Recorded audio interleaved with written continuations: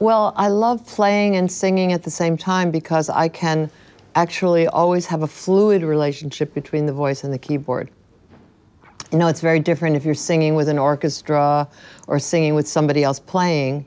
I can actually stretch and compress time in relation to what I'm doing with the voice when I'm playing.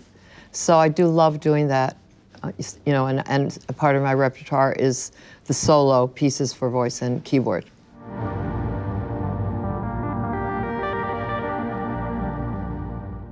I think there was a certain point in my life. As a child, I came from a family of musicians, singers, and so music was something very easy and natural for me. I grew up with music as my basis of my life, really. And at the same time, I was very interested in movement and also theater. And I think there was a certain point in my life when I was in my late teens that I needed to find a way to weave these elements together as a kind of, in a sense, an affirmation of my wholeness as a human being.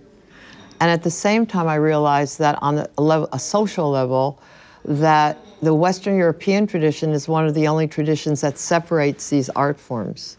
So, you know, in a way, to try to weave them together is much more reflective of reality, of life. It's very rich for the performers and the audience as well. You know, if you think of something like African music and dance and storytelling, one person can be a singer, a drummer, a dancer, and a storyteller. So it was that kind of impulse to affirm the richness that we have as human beings. So then I found ways of making a form that combines these elements. But over the years, the voice and the music have taken over more and more. It's like, and now the music really is the center, and everything branches from that. The music is kind of a river of my life. I'm always writing music, and then from time to time, the time goes by where I can make these other ideas form, you know, because it takes a while. Like to make a big piece of mine takes at least 2 years, but sometimes 10 years. So, but the music I'm doing all the time.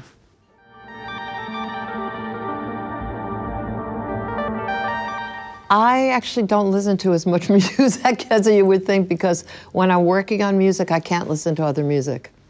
So I'm not as aware as I would like to be of the younger musicians. And I mean, there are some people that I have friends, younger musician friends in New York, but I'm not so aware of what's going on. So people say, well, what music do you listen to? I actually, if I want to really relax and, you know, just listen to music and enjoy it, I listen to Brazilian music. My favorite is Caetano Veloso, who's a friend of mine.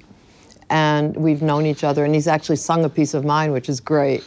And the other music that I love is the music from the 20s and 30s, mostly American music. Well, although French music too. I love that period. I think it was a very interesting period of, I'm talking more of popular music, but it was a really fascinating period of music. So Josephine Baker I listened to a lot.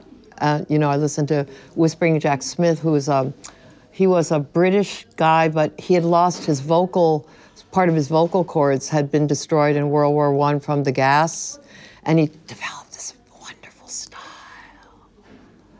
very sexy, of singing. It's so great. And Mildred Bailey is another singer I love to listen to. So those are the two genres of music that I love to listen to. And then, of course, from time to time, if I'm not working, then I love to hear what other people are doing and the younger performers.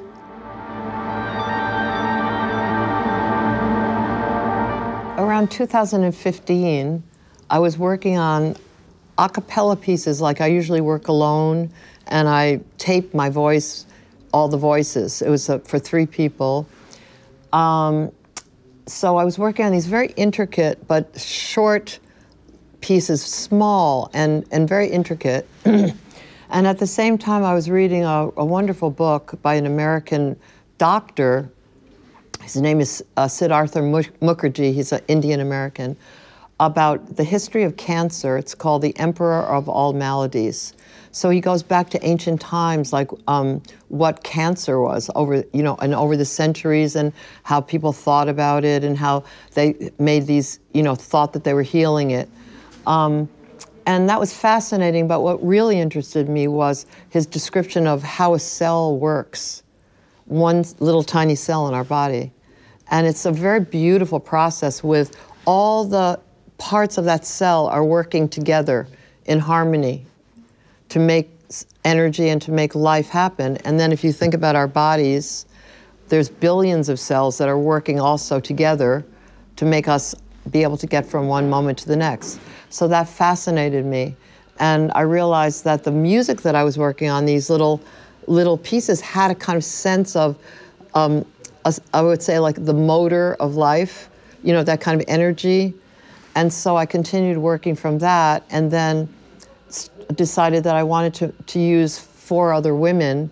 I felt that intuitively that it was right that it was women, because of that very organic feeling of the material, and also because of the high voices. And it was also in relation to the political situation where this patriarchal energy was coming back into our world in a very strong way. You know, so as a kind of antidote to that violence and greed that was coming, that I felt was coming back, I use the piece as a kind of metaphor for the possibility of human behavior. So instead of greed, it's generosity. Instead of violence, it's kindness. And also this sense that the 5 of us are very, very interdependent. And if one person falls down, then we all fall down. And so I think it's so important with art now to make work where you actually see a possibility, another possibility, and alternative kind of behavior of human beings, because we're in such a period of fear and greed and violence and a kind of insanity, actually, to show that there can be a group of people that are very generous and gentle to each other instead of being violent.